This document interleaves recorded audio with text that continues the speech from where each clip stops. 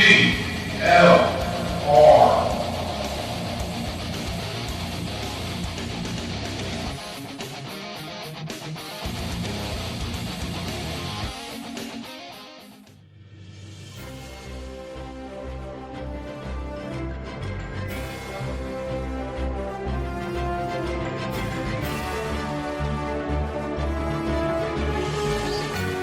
If spending money like water was the answer to our country's problems, we would have no problems now.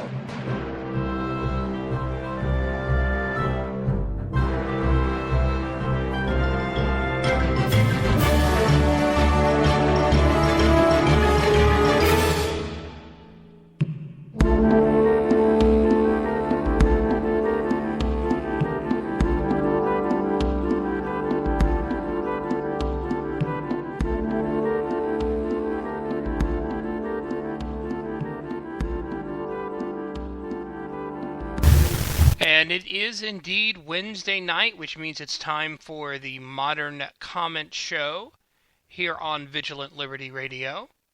And now I'm going to turn it over to Amy. How are you doing tonight, Amy? I'm good. How are you tonight, Taylor? A little tired. However, it was kind of cool to meet the Dallas police chief at a local restaurant. We just happened to be eating at the same place. That is very cool. Doesn't happen that often. No, it does not. I have seen our police chief around town. I have not had a conversation with him as of yet. So hopefully one of these days. I did, a couple of weeks ago, run into former Senator Herb Kohl at a local dining establishment here in Milwaukee, and while we did not agree on anything politically, he was a very kind man and was very, very impressed with my three sons. And that's something that I think is important, is even if you don't agree with someone, you can still get along with them.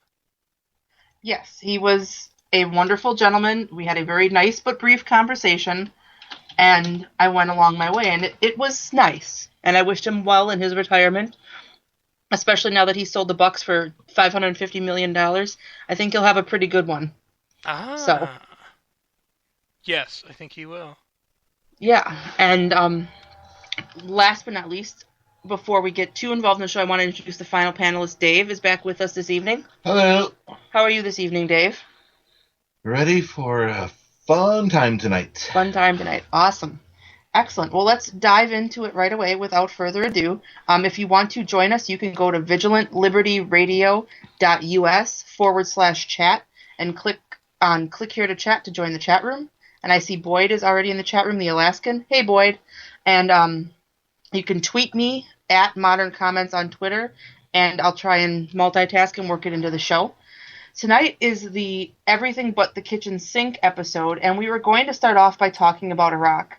But today, news broke over Twitter that a federal agency decided to cancel the Redskins trademark registration, claiming that the name is disparaging. And this was the hot topic on Twitter today, and that was the U.S. Patent and Trademark Office.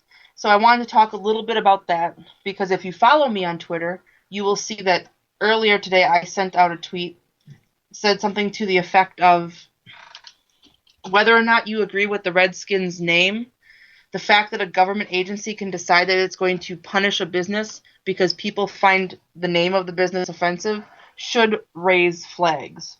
I did a little bit more reading up on this after I got home, and I found out that they did something very similar back in 1999, I believe it was.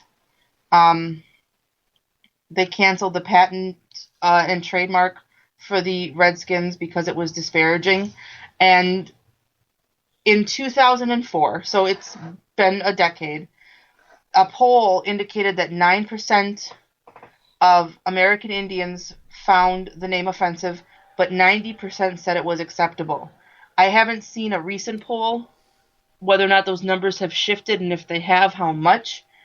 But for me, the big thing is they decided, given this administration's pattern of punishing people it doesn't like, businesses it doesn't like, that the Patent and Trademark Office would decide they're going to pull this trademark now.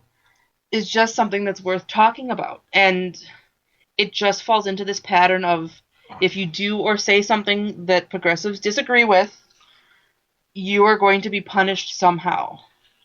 Question, you said they did this before, the Patent Office did this before. How was the trademark restored? They sued, and a judge ruled the team could keep its name, finding insufficient evidence to conclude it is an insult to American Indians. Oh, so they're going against precedent as well. They're going against precedent and polling, and while I did not catch this personally on Twitter, there was some flurry about somebody on MSNBC who said that if one person is offended by it, then they need to change the name, which is ridiculous on its face, because here in Wisconsin, we have the best football team ever, the Green Bay Packers, and I am an unabashed Packers fan, so I can say that.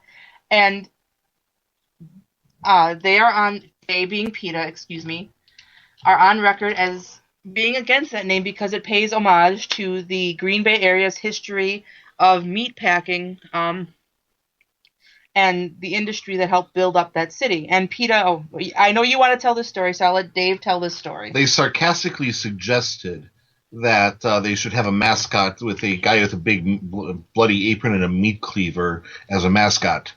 I'm all for that idea. I think you can do wonderful things in animation of the scoreboard with like other teams' mascots and team names. Do things to the Rams and all this stuff. It would be a lot of fun, I would think. Yeah, and it's ridiculous on its face to think that the Packers are going to change their name because of PETA's objection to it.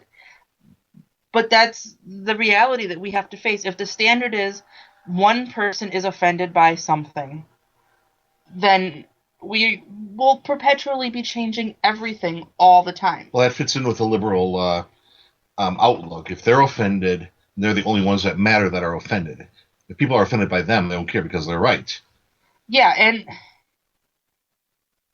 we see this pattern, and it's repeating itself again. We saw it with Brandon Ike, who was Google. Firefox, who made a donation 6 years ago to Prop 8 and was shoved out of his job. We see it with... Who else have we seen it with recently? Who's been ousted from their positions? We've seen the attack on Chick-fil-A, which backfired, but it was an attempt to boycott and shut down the business, and there were some areas where they blocked the building of Chick-fil-A's. Wasn't Chicago one of them? Or attempted to. Wasn't Chicago one of them? Yes, and Taylor, in your neck of the woods, wasn't there a sports writer who was thrown out of Fox Sports because of his political campaigning and his stance on gay marriage? I believe that there was. It was Fox or ESPN. It depends on. It helps if I unmute myself, and it depends on who you're talking to.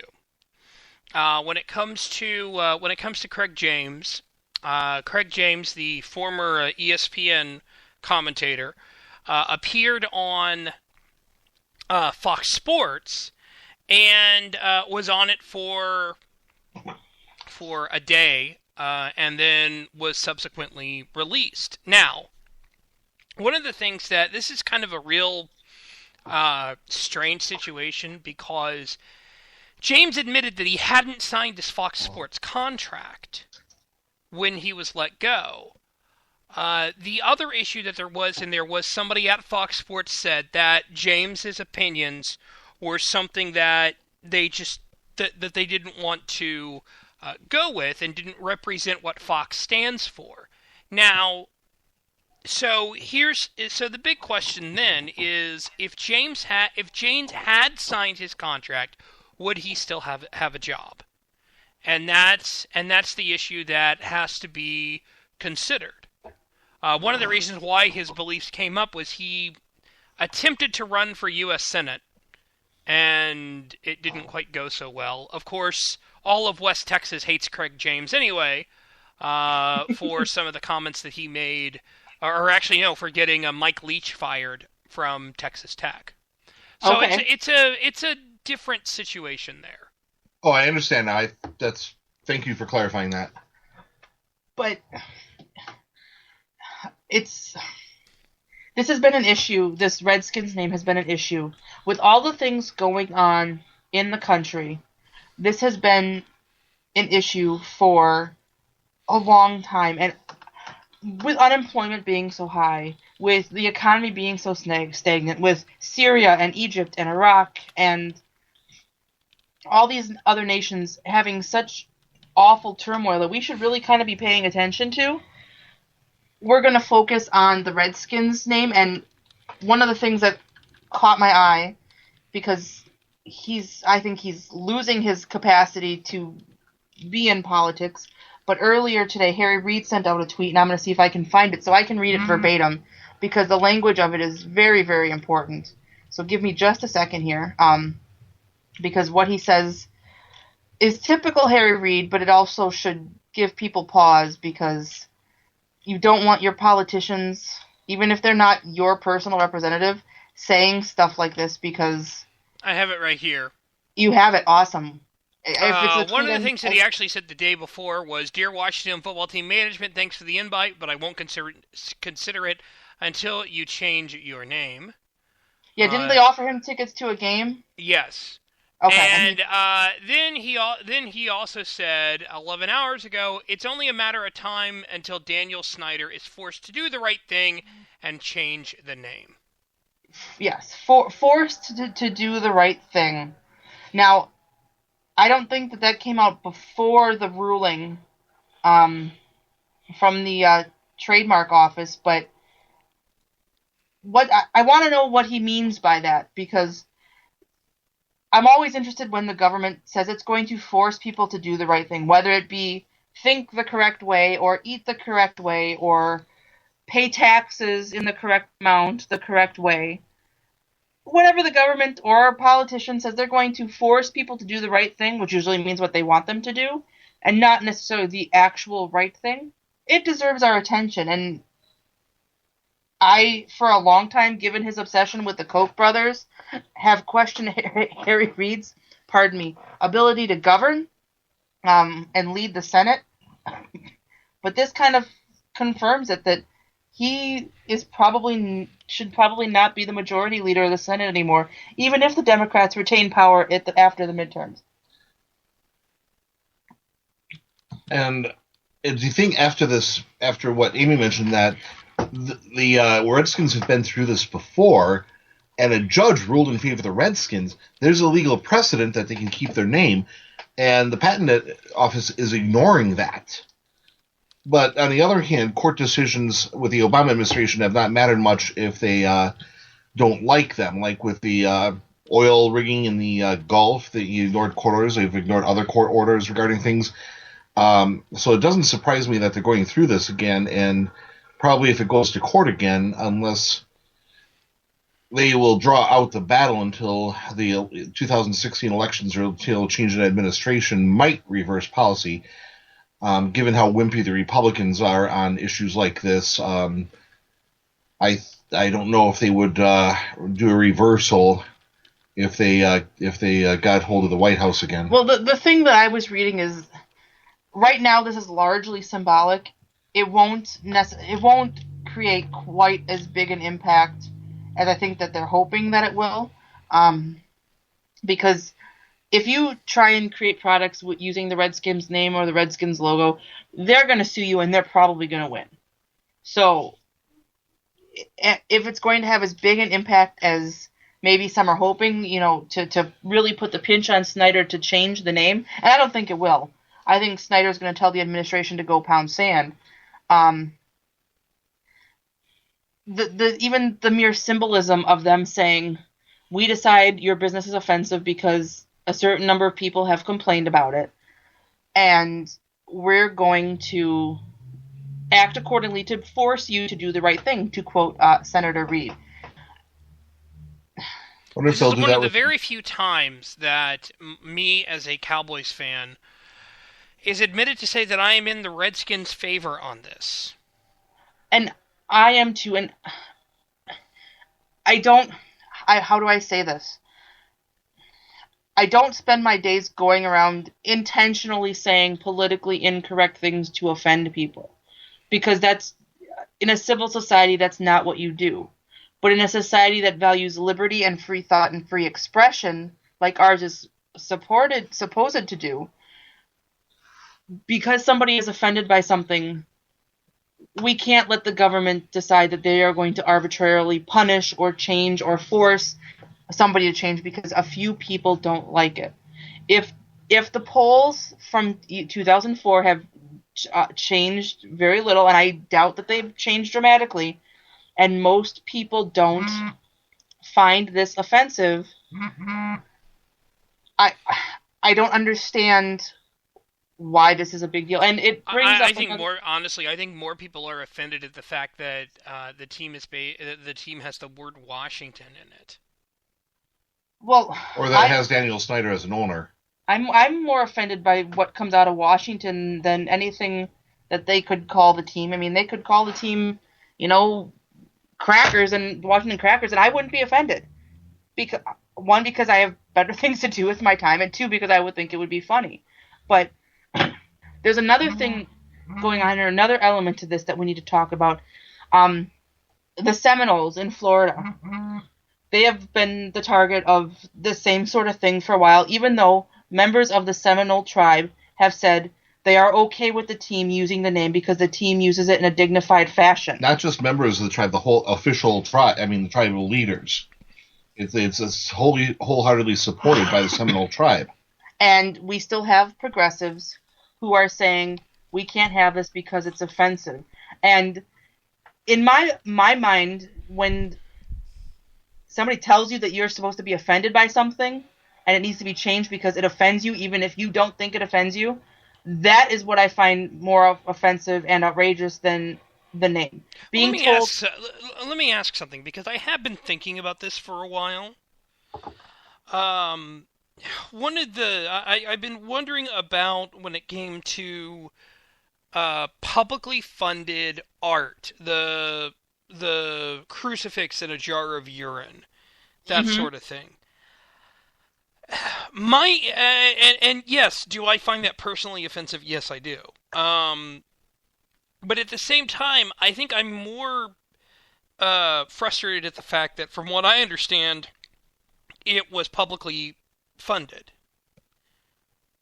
Yeah, and however, remember the adage from the last commandment from Animal Farm. I'm talking more about this later another way.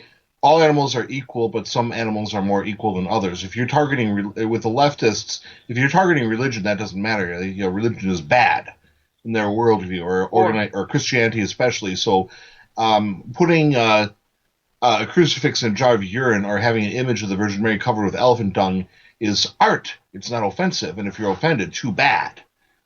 But if you're offending the privileged groups, whether it be the certain cadre of Native Americans or gay militants or Muslims, or militant Muslims or others, then that's bad because they're supposedly part of the oppressed groups.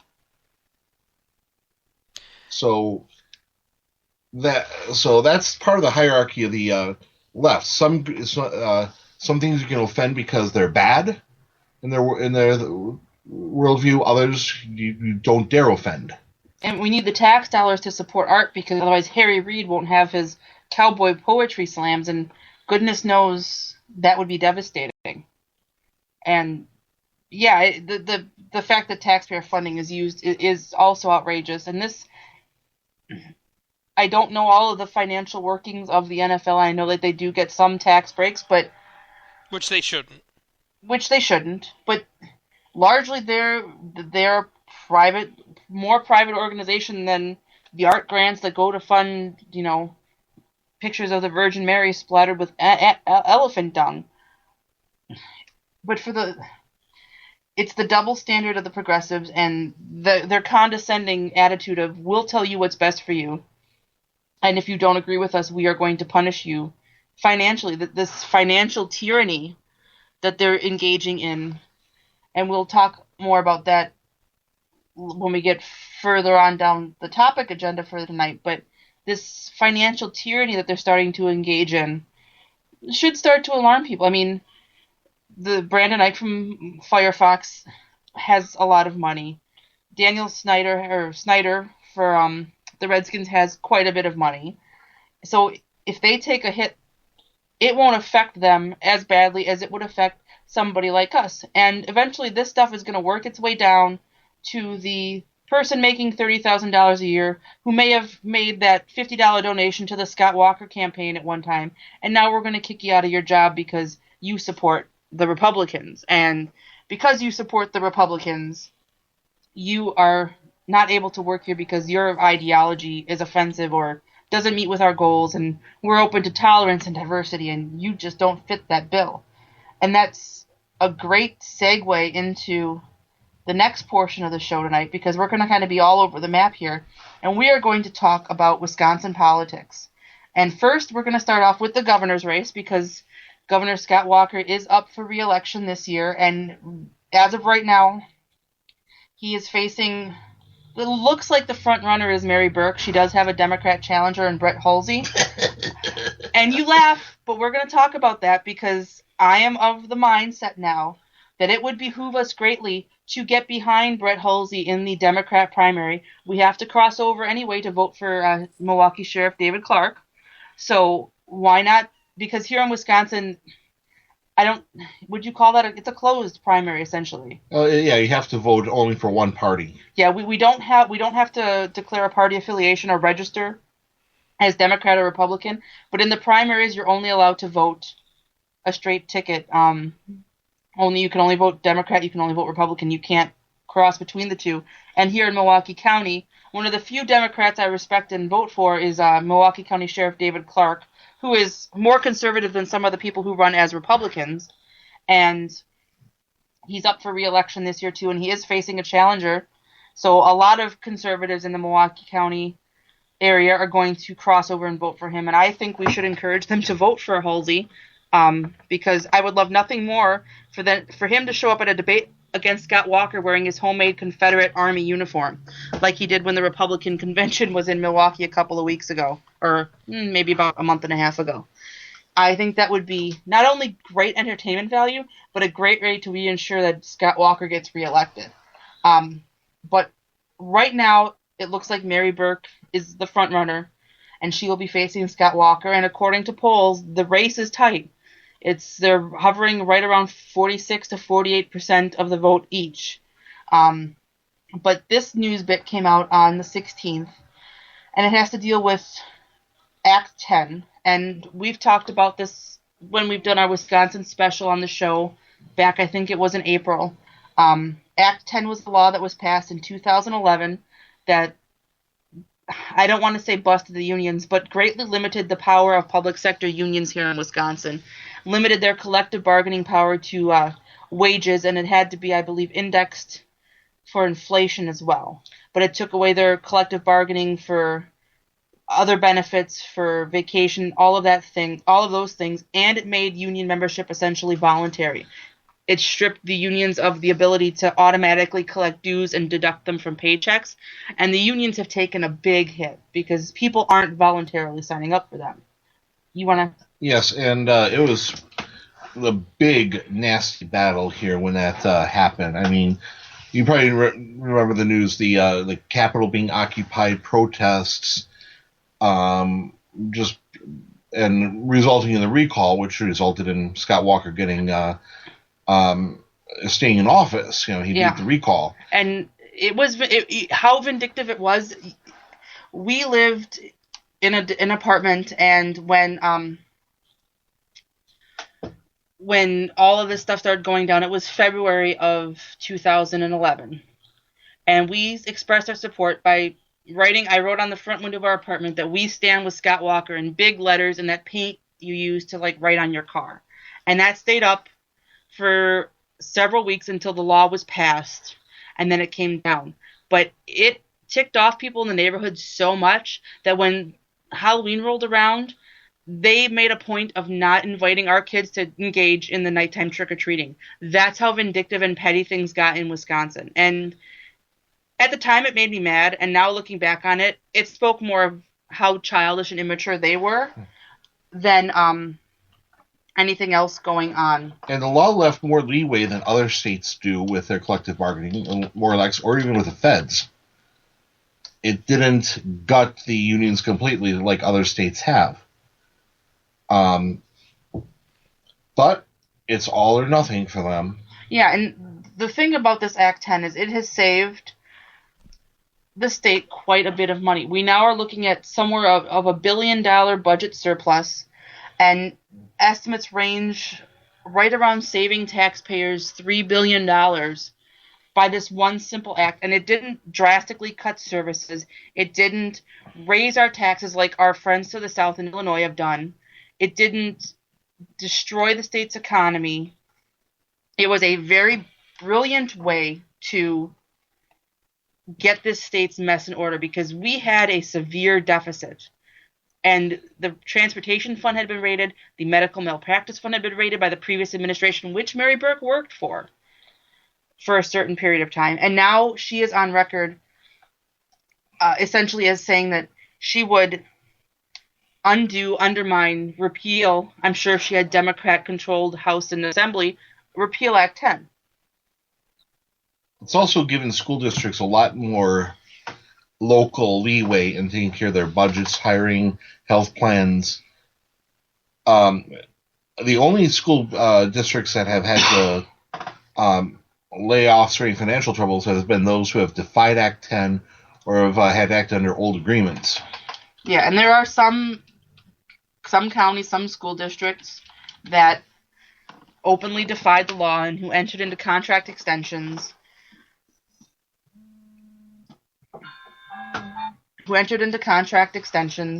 And it's caused financial problems for them. But Mary Burke said that she wants to put hours, benefits, working conditions back as mandatory subjects of collective bargaining, and she called the prohibition of union dues and a ban on automatic dues collection nothing more than a heavy-handed attempt to punish labor unions, and said she would work to repeal those revisions.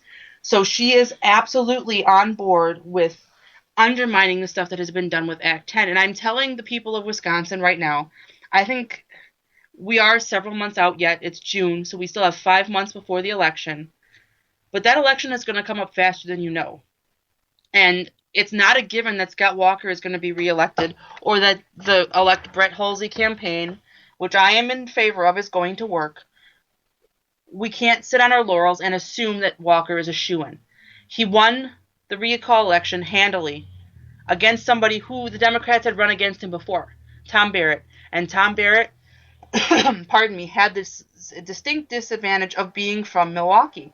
And out of Milwaukee County, the people don't look too kindly on the city because we take a lot in tax dollars, and we have a lot of problems in the way of our school system, the crime that goes on here, and running the same candidate against Walker twice was a mistake, and Walker won by a greater margin than he did in the regular gubernatorial election back in 2010. But we can't take that for granted this time, because Burke is close to him in the polls, and if we aren't careful, she could win. And Scott Walker being our governor is really the only thing that's stopping Wisconsin from feeling the full impact of the Obama economy. Our unemployment rate has gone down. Taxes have gone down. Things are on the right track. They're not where they should be, but they are on the right track. And allowing Mary Burke to win the governorship would be a disaster for Wisconsin. We are going to go into a break now. When we come back from the break, we're going to continue on the theme of local politics, talking about the recently overturned gay marriage ban here in Wisconsin and what it means for the state and the governorship. We'll be back in a couple of minutes. Thanks.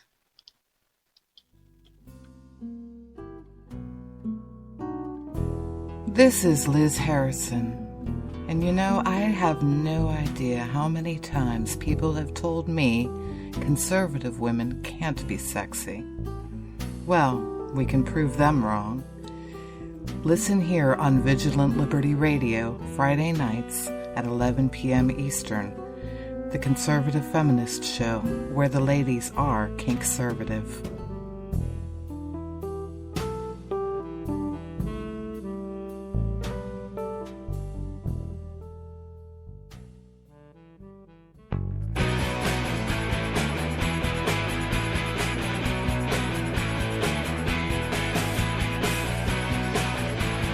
The This is Lachlan Marquet of the Washington Free Beacon, and you are listening to Vigilant Liberty Radio. The ad says he doesn't have a horse in this race, but Retractor knows he does. Now he's got egg on his face.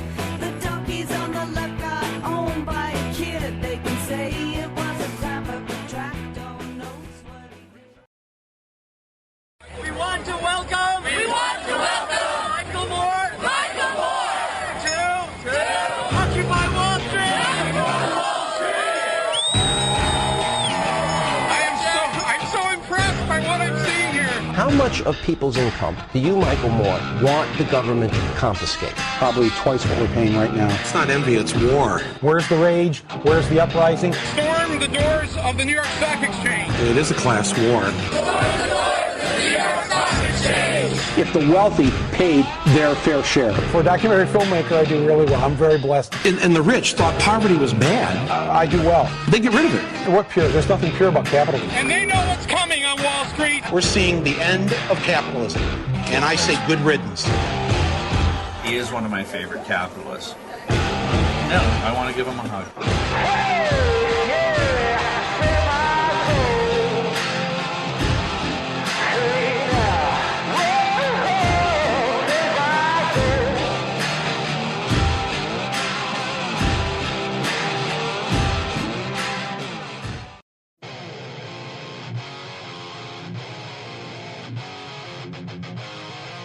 Ten out of 10 Lee and Dung fans hate Vigilant Liberty Radio. And we like it that way. Vigilant Liberty Radio.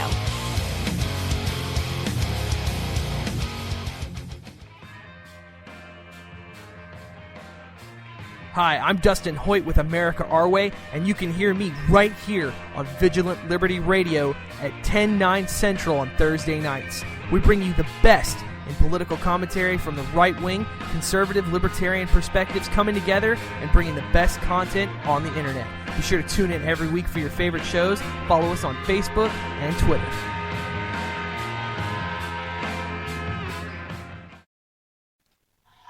Thanks for sticking around, and welcome back to the second half of the Modern Commons Radio Hour. Before the break, we were talking about Wisconsin politics, and we're going to stay on that theme. We're going to talk a little bit about the gay marriage, the constitutional amendment that was passed back in 2006. 59% of voters voted in favor of it, and what that amendment did was outlaw gay marriage or anything substantially similar to it in appearance, and it was a constitutional amendment. And like most of the states, there was a lawsuit brought on behalf of part by the ACLU, who represented several same-sex couples, and on Friday, June 6th, that law was overturned by U.S. District Court Judge Barbara Crabb, who was a Carter appointee. And I want to talk about this for a variety of reasons, because it's a big news story, and it's one of several states that has had their bans overturned by a judge, and the impact that could have on not the midterms, but the governor election coming up, which we talked about before the break, and just what it means to have judges decide that they are going to overturn justly held elections. My own personal view has always been, I don't care who you are in a relationship, who you love, but I respect the process of the electoral system. And this was done according to the law. The constitutional amendment was passed according to the law, and it was passed with a pretty healthy majority voting in favor of it just 8 short years ago. Now, if that has changed, and if the support for it has changed, then the ideal solution would be to put it back to a vote to see if the people still wanted to uphold this. But I'm not... There you go, using logic again, Amy. Yeah, logic again. Well, wait, I'm really going to blow your mind with some logic in a little bit, but I'm not comfortable with a judge overturning a fair and legally done election because somebody sued about it. And I know that the supporters of gay marriage will say, well, it's a right, and therefore it can't be decided by a vote. Really, you want to open that door? Because the progressives say abortion is a right. They say, welfare and food stamps are a right. They say all of these other things, birth control on demand is a right. So if we vote for a governor, say like Scott Walker, who is opposed to abortion, who may not support the other issues that we talked about that they think are rights, who may be in favor of limited government and getting people off of welfare, in theory, and someone will say I sound tinfoil hattish, but in theory, somebody could go to court and say, because this candidate doesn't support these things that are rights, we have to overturn that election in favor of a candidate who does, because abortion is a right, birth control is a right, welfare is a right. You don't want to open that door. Well, we're to the point where rights that would be unrecognizable by our founding fathers are being supported at the expense of rights that are actually written down and guaranteed in our Bill of Rights. My own personal opinion on gay marriage is that the government should stay out of marriage entirely. The intrusion of government into marriage is a very recent thing, and I'd rather have people have civil partnerships of any two consenting adults. I've seen it where siblings could have benefited from that, my grandmother and my aunt would have benefited from that, and leave marriage as a personal and cultural definition. You want to say you're married? Fine. That's your business. That's where I've come down on removing that definition of marriage, because it does have a religious connotation, and there are people, there are churches who support it, there are churches who are going to come up with ceremonies to bless and marry same-sex couples, and that is their right. They are completely free to do that, and I have no problem with them doing that because they're free to do that. But there are churches that won't, and there are churches that will oppose it. And what we're seeing now is if you can't be left alone. You can't have your rights, and you can't be free to say, I disagree with this. You have to support it. And I've never been a fan of using gay marriage, which is supposed to be this good thing, they say, and this expression of love, to strip rights away from other people and bash other people because you simply disagree with them. And we see all these cases. There was that Methodist church in New Jersey where they didn't want to use their boardwalk for a same-sex ceremony, and they got punished for it. You see the bakers who are told they have to make cakes for same-sex marriages, the photographers who are told they have to photograph a wedding, and that crosses a line. If you want to be married and you want to have those benefits, fine. The most equitable way to do that now is to do the civil partnerships and to say two adults in any relationship, whether or not it's same-sex, straight, or not sexual at all, can be protected by the law under contract law, and then leave marriage to the churches, leave it to your definition, a cultural definition. That is the most fair way to do this, and make sure that everybody is equally protected and protect the rights of those who disagree. But the progressives have to impose their vision or their agenda on everybody. Now, the other thing that baffles me, besides the fact that why do you need a license to have a sexual relationship? That's just the thing that I ask people. Why do you need a license for this? Is I had thought, and correct me if I'm wrong, that the Supreme Court decision on the Defense of Marriage Act only struck down one clause and still left the definition of marriage to the states. With what SCOTUS said, if that is correct, then why are judges overturning the marriage amendments in the states if the Supreme Court had specifically stated that it remains the province of the states to define marriage? This issue will end up back in front of SCOTUS again, because, and this ties into what we talked about before in the governor's election. 1 week after the ruling was handed down overturning the ban, and some in that time frame, in I think it was 61 of the 72 counties here in Wisconsin, clerks gave out licenses to same-sex couples, and some 600 couples got married in that week. The same judge who overturned the amendment also issued a stay in accordance with what the Supreme Court had ruled, is my understanding, and pending an appeal by J.B. Van Hollen, the Republican who is the state attorney general.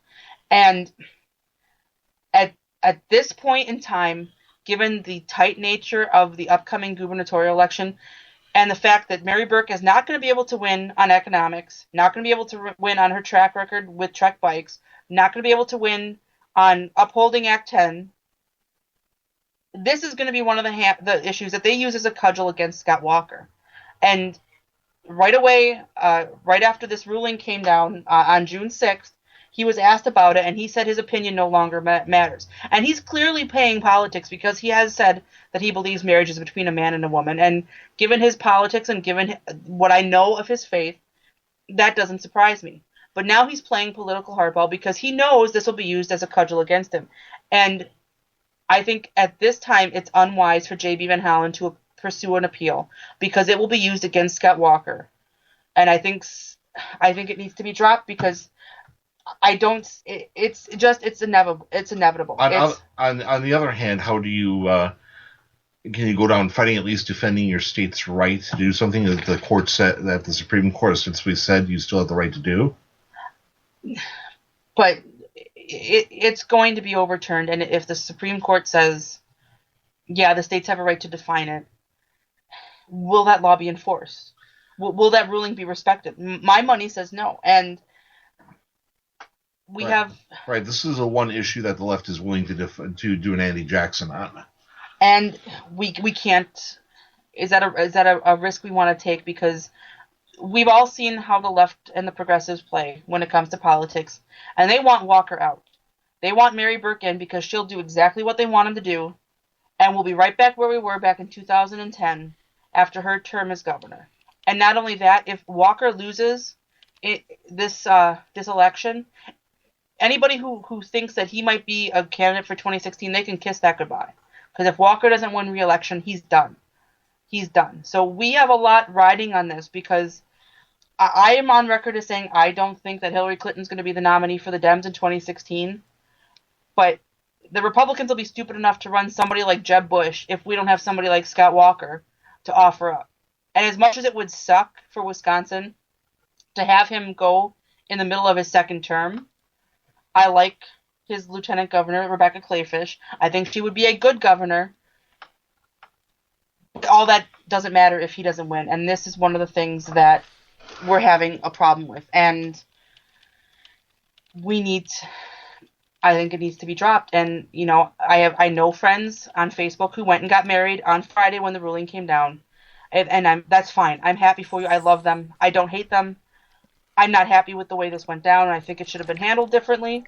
And at this point, I think we need to cut our losses and work on focusing on other issues. And I'm sort of disagreeing that because I think you got to go down at least to defend the right of the state to uphold, to have its law, to uphold its law, and respect the decision of the higher courts regarding what you can and can't do with that. So I'm a little ambivalent, to be sure, but I think at least the appeal would be worth it. And again, if you really want to ask the people of Wisconsin about it, put it back on referendum and see what the people vote. Or throw a curveball and say, civil partnerships for anybody who wants them, and get the government out of marriage. But on the other hand, I don't think that's going to happen either. Well, see, and the thing is, we put it to a vote back in 2006. What else was the outcome of that election? Jim Doyle got reelected. And I believe the Democrats were also reelected to a majority in the House and the Assembly. Or the Senate and the Assembly. I'm sorry, the Senate and Assembly, excuse me. So,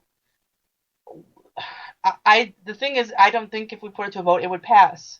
I think the numbers may be different. I don't think it would pass by a 60%, nearly 60% majority, but I don't think it would be, because to me, when Prop 8 wins in California in 2008, when Democrats won basically everything, and when it won in 2006 in Wisconsin, the people who are voting for it, they have to come from a wide spectrum of voters. Just logically, I can't wrap my head around that there is a small segment who's voting in favor of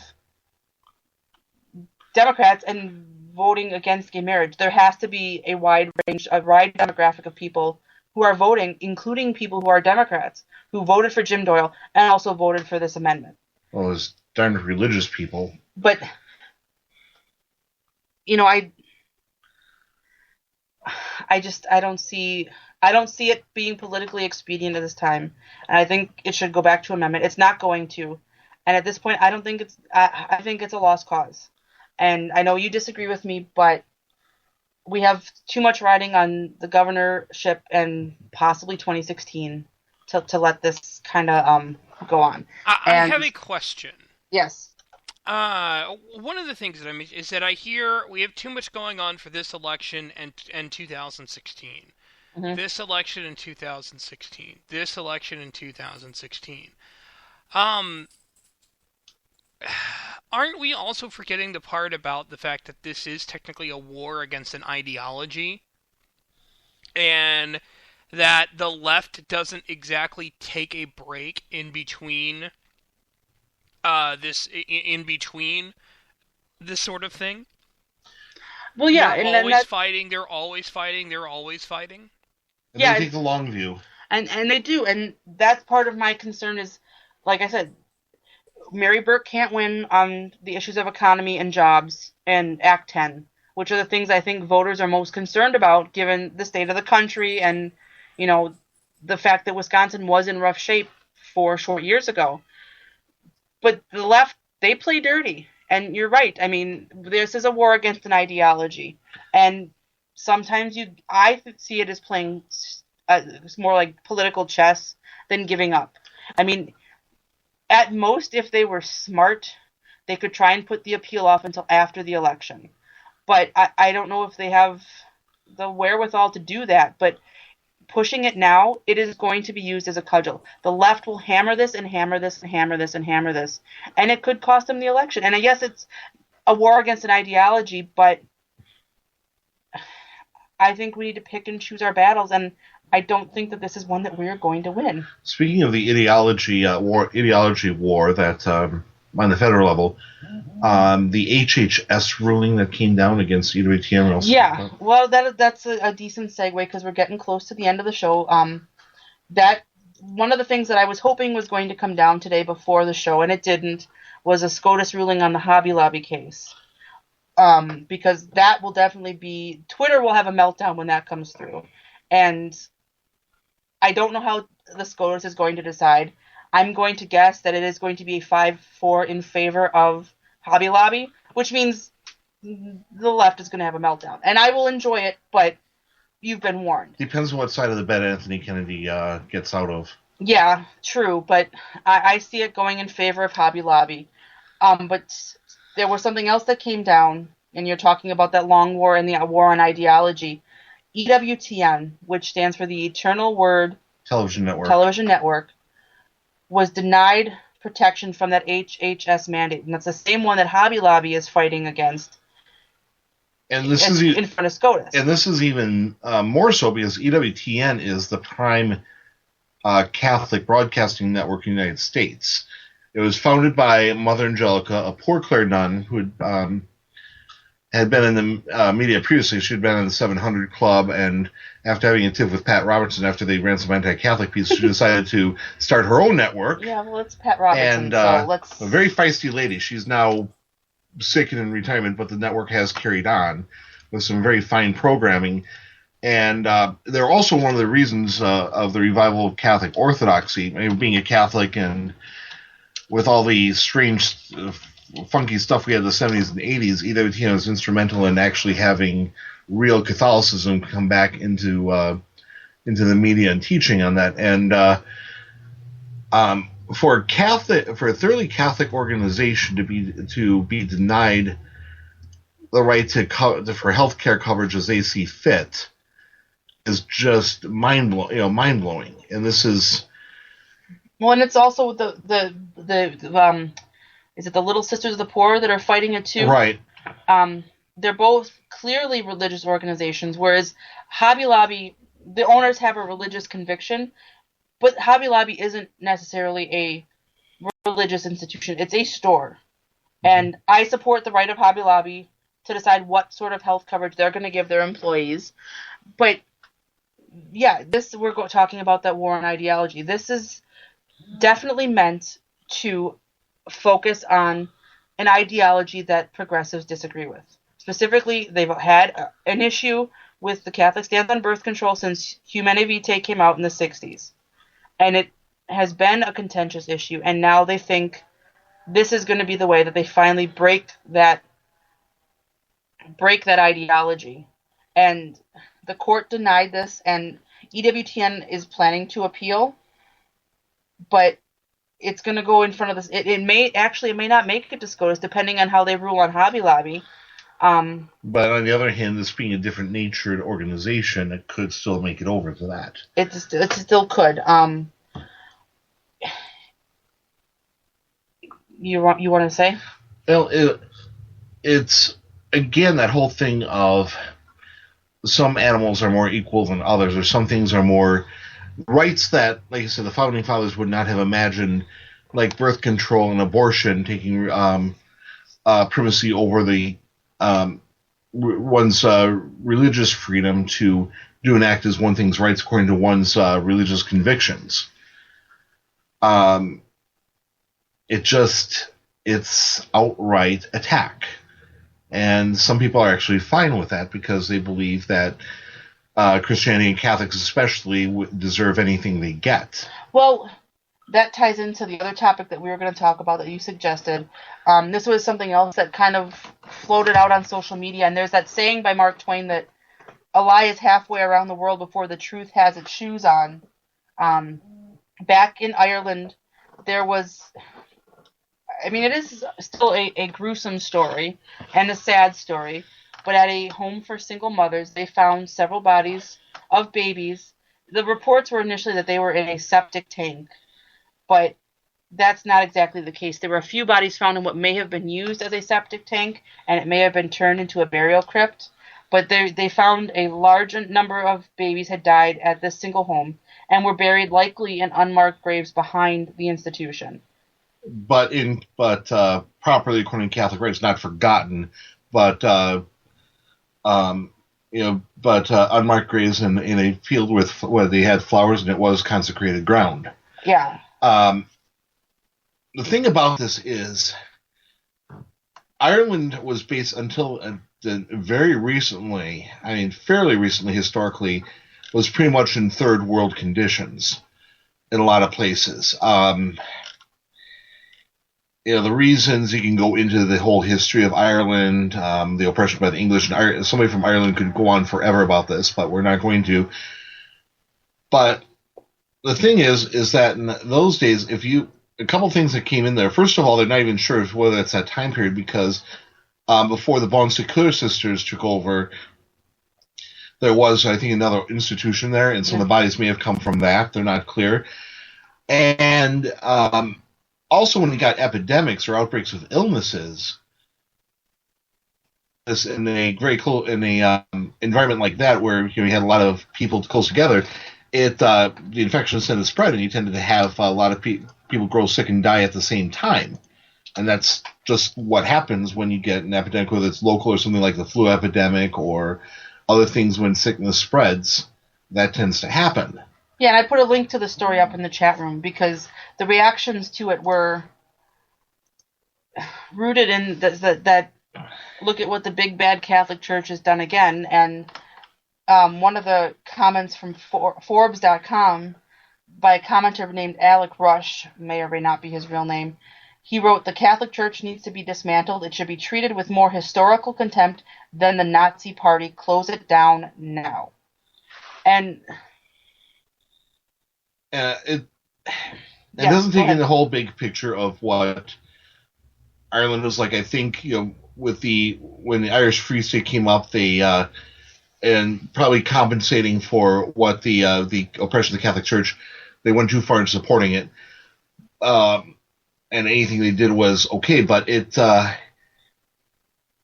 just that the narrative matters more than what actually happened when it comes to the bias of the left and the Catholic Church or anything else that they don't like for that matter. It's the narrative that matters, not necessarily the facts. Yeah, and that brings it back to the beginning of the show where we talked about the Redskins and the fact that most Native Americans say they're not offended by the name, but it doesn't matter because progressives say they should be, and they're going to act accordingly. We're getting down to the end of the show now, so I'd like to take a few minutes to thank Dave again for being on the show. I appreciate it. A pleasure. And I want to thank Taylor, our esteemed producer. Always happy to do that. It's always a pleasure to have you on. I enjoy this. Stick Amy, around. Where can we find you? You can find me on Twitter at Modern Comments. You can find me on my blog, moderncomments.wordpress.com. and I contribute at Real Raw Right, which is at realraw.us. And you can find me at EYE Desert Blog. That's at EYE Desert Blog. Or if you just go ahead and hop over to FTR Radio, Liz Harrison and I will be on there in just a couple of minutes. So, guys, thank you very much for listening to the Modern Comments show here on Vigilant Liberty Radio. Again, one thing what is coming up is the simulcast of the Right War on FTR Radio. You can catch that here, but make sure you go over to the FTR Radio chat.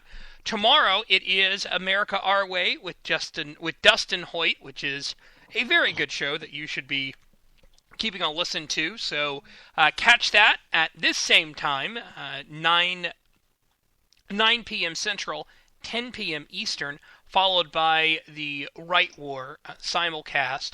On Friday, of course, it's those troublesome conservative feminists, Liz Harrison, Missy Bordius, and Mariah Joven. They will be on for the Conservative Feminist Show, which starts at 11 p.m. Eastern and ends, well, whenever they want it to. And then, of course, you have Saturday Night Cigar Lounge on Saturdays. Right now, it does look like it's going to be another 2-hour show. That could always change. So keep an eye out on vigilantlibertyradio.us, as well as my Twitter feed at iDesertBlog. That's EYE Desert Blog, on if the show is going to start at 9 p.m. Eastern, 8 p.m. Central, or at 10 p.m. Eastern, 9 p.m. Central. Still working out all the details for that. So with that, guys, have a good night, and we will catch you here next week for the Modern Comment Show here on Vigilant Liberty Radio. Good night, everybody. Thanks. Good night.